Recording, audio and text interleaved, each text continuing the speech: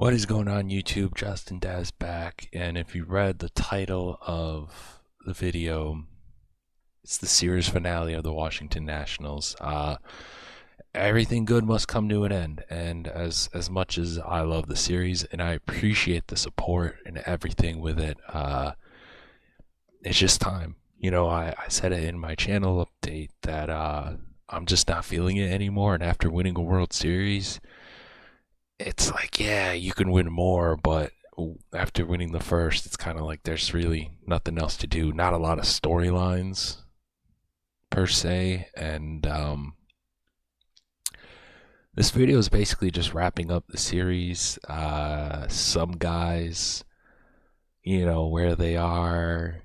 Do we see if some guys make it to the Hall of Fame, and kind of just also see how the Robert Campbell era happened in the nation's capital.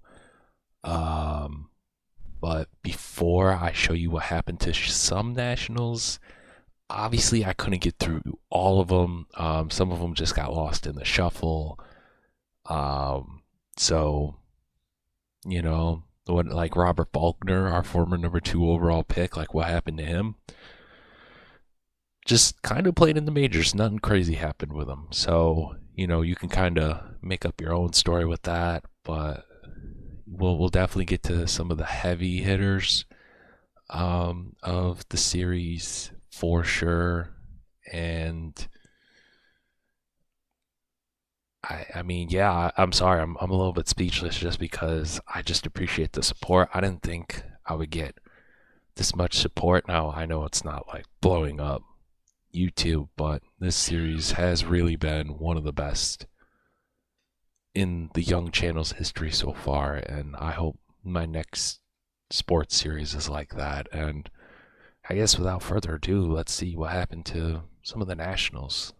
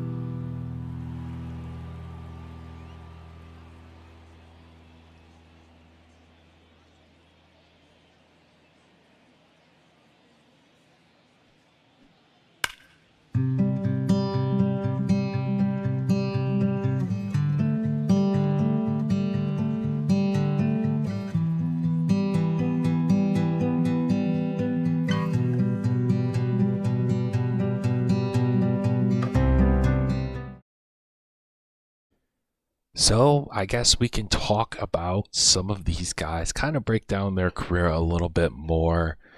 Um, but I mean, let's start off with I think one of the more interesting guys, Milt Benjamin. Man, I mean, he played 16 years in the major leagues. Kid from Iowa, finished with 314 home runs, over 1,000 RBIs, hitting over 282 batting average. I mean, he had a rough start.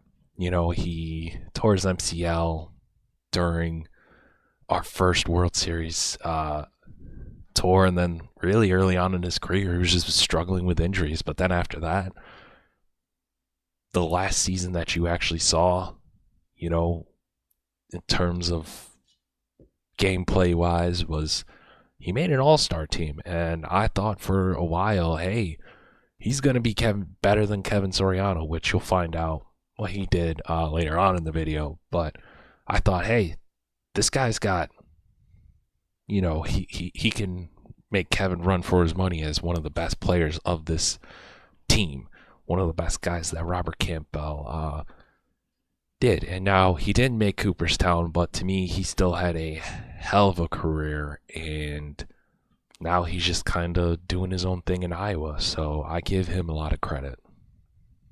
I get into more of the draft picks, I figured I would give Elijah Green a shout out, the last guy that was on the original Nationals roster when Robert Campbell took over. Had a very good 15-year career, uh, just under 200 home runs and under 900 RBIs. Still, he was just a very, very solid guy.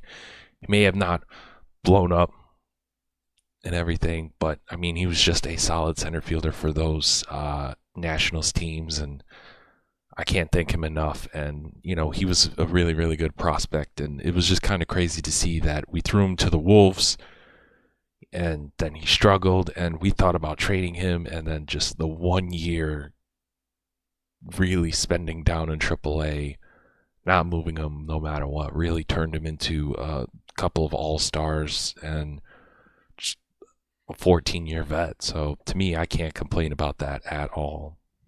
So the next guy we'll go is Todd Ortiz. Now, after Robert Faulkner in season 3, Todd Ortiz was the 5th overall pick, and he kind of struggled early on, but he really proved himself to be a very good vet. 16 years in the major leagues, won multiple Cy Youngs, including I think 3 out of 4 years. Really proved himself to be really, really good. Had over, barely just under 200 career wins, 188 to 104 losses. Had over 3,000 strikeouts, and his ERA was not great with 4.14. It wasn't spectacular, but he really had a dominant stretch. And to me, the fact that if you told me that he would be the guy to win multiple Cy Youngs, I would have told you you're crazy, and I can't complain too much. I think we got a good value out of him with the 5th overall pick.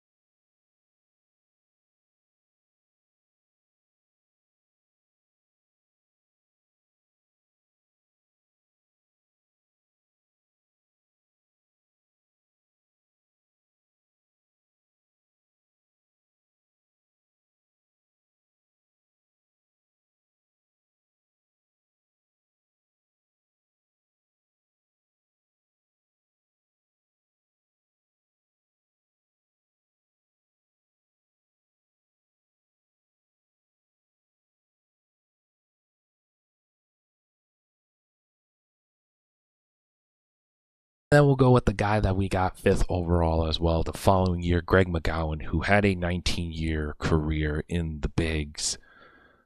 He did not win a Cy Young, but he was definitely an ace of our championship title window for sure.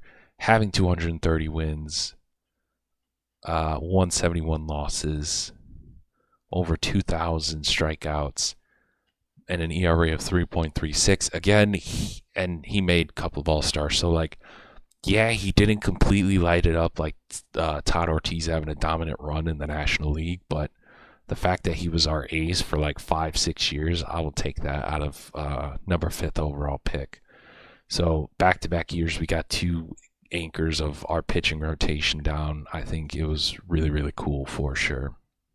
Before we hop into kind of the last 2-3 guys of this breakdown, I figured I would show you the first kind of generational talent, even though, I do agree with my buddy States that, 95 potential and up is kind of that. But in 2030, the Giants took Jorge Cortez, who was the first 80-99 overall guy.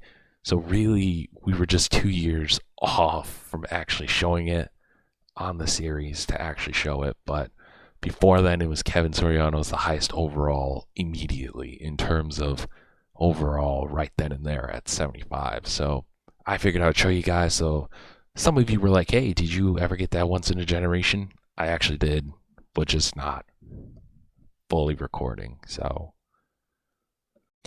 the first guy we are going to talk about is, I think, the underdog of this entire series, Miles Dwyer.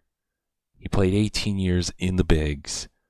His dad was Patrick Dwyer on the Minnesota Twins in my MLB The Show 21 series that I streamed. And his dad was a Rookie of the Year, was having all the hype in the world, finished second in AL MVP, and then he got hurt and just didn't do anything. Miles was an undrafted guy. He was an outfielder. Robert saw that he didn't have the greatest arm, moved him to second base, and then he was on his way to win Rookie of the Year like his dad, but then broke his forearm, and then after that, he kind of broke on to the scene and became an all-star his first full year in the bigs. The future was bright with him. I mean, yeah, he struggled in the postseason. In our postseason run that you saw, and then other ones, he did struggle. But in the end, the guy came up clutch. He was just a dependable second baseman. He wasn't the greatest defensive second baseman, don't get me wrong, but he was a great bat, a great leader, where the Nationals held him down for 18 years, roughly 16-ish years, because the show likes to count even the years when they're not. But he was on the team for a long, long time. And, I just am glad that he had a long career. He didn't really have injuries, and he lasted longer than his dad. His dad was only like a 5. Next guy we'll talk about is Matt Lehman. He played 18 years in the bigs. Kid from Pennsylvania. Got drafted by Toronto as an outfielder. Was just sitting there in the outfield being a utility guy. And Robert made the move to trade C.J. Abrams and James Woods to go after him. And at 19 years old, he was thrown in as the starting shortstop for the Washington Nationals when all he knew was outfield. The last time he played infield was in Little League. Now, again, just like Miles, wasn't the best defensive guy, but man, his bat was something else. I mean, the guy, his first full year in the bigs, won a batting title. He went on to have multiple all-star appearances. Now, he did have a couple early on in his career and then kind of near the end or middle of his career, but still, a multiple-time all-star at shortstop and second base, the middle of your infield, that's not bad at all. And to me, I wish he had more power, but man, he was one of the best contact hitters. I would say he was like Luis Arias in terms of contact hitting. Like, you knew 9 times out of 10 if he was up to bat, and if he just got even a little bit of it, was going to get a beautiful hit. So he was always a great leadoff number 2 guy or number 2 on the lineup just because you knew he could put the ball in play. And it's a great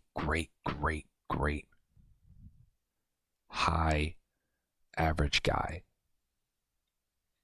And I'm going to miss him. You know, I had to save the best for last. Kevin Soriano, a series favorite, no matter what. I would stream it. People would say Kevin Soriano's a dog. People would comment on my videos, shorts about this guy, like, oh, he's the best player ever. You got to get him a ring. You know, you got to make sure you build around him. The first ever draft in the series, number 2 overall, we drafted Kevin Soriano, a kid from Maryland, a kid out of Coastal Carolina who played 2 years prior at 20 years old.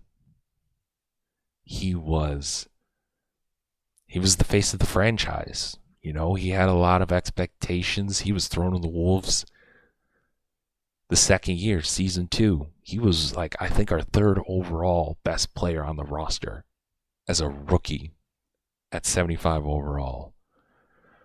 And he struggled. He struggled very, very mightily, but he came around. And even though we struggled to basically have the second worst record in baseball, he was the bright spot of winning Rookie of the Year.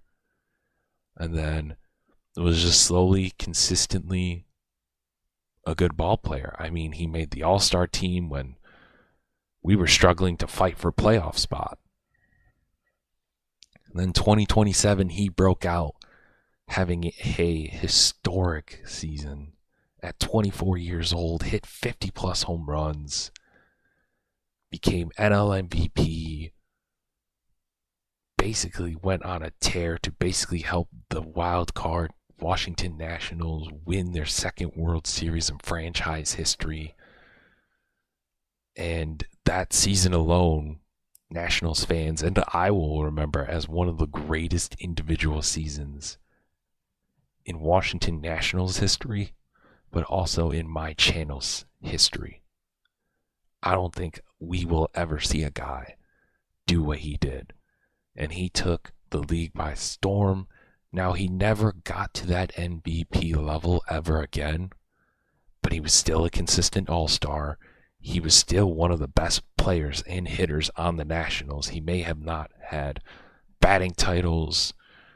He did get another Silver Slugger after 2027, but he was just one of the best consistent players in the major leagues. You knew, hey, if this guy stayed healthy, he was going to be an all-star. He was going to be one of the top right fielders in the National League and in all of baseball.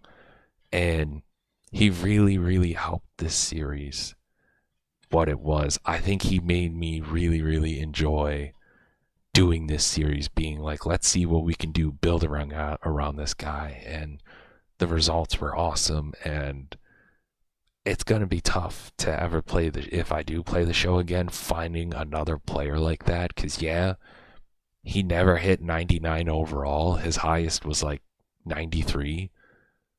But just the way that he hit the ball and just how clutch he was, it didn't show on the attributes or anything. And he's a channel legend forever. And he's just a really, really, really, really, really awesome player. And I'm going to miss him a lot. And I'm going to always remember him as well. In 23 years as a GM, Robert Campbell went on to win 5 World Series titles, including 3 in a row. He went on to win 7 NL East titles. He had 8 95-plus win seasons, 6 Cy Young Award winners. 4 times he had the best record in Major League Baseball. He also had 4 100-win seasons, 2 NL Rookies of the Year, and 2 NL MVPs. and a buttload of all-stars. So to me, in 23 years, he didn't do too shabby, I would say. I would say he made the playoffs about 8 to 9 times. 11 times, I believe, actually, now that I'm thinking about it. 11 out of 23 years making the postseason. It's pretty good. A lot of players making multiple all-star teams. And the fact that he produced 3 Hall of Famers in 23 years, I would say that's impressive. What do you think? And I wish I could count all the wins, but sadly, after like a 5-6 year period, it just doesn't show. So I can't see all 23 years. But yeah, Robert definitely made it to Cooperstown. And he also was a 3-time executive. So yeah, that wraps up Nationals franchise. I figured I would talk to you guys about that, but I want to say thank you again for all the support. And this series really helped the channel grow. And I think it really helped me gain confidence in terms of how to edit series and storylines and all that. And I hope you enjoy the next series I do. I'm not sure if I'm going to do another show one, because this one was really long, exhausting, and just really special to me, because you're going to see in the clip after this why. And just, let's just say I knew Robert Campbell. It wasn't just a made-up character. He was based on someone very, very close to me, and he was just a great guy. And I love him, and I miss him, and I hope you enjoyed the series as much as me. And until next time, you guys have a good one. Peace.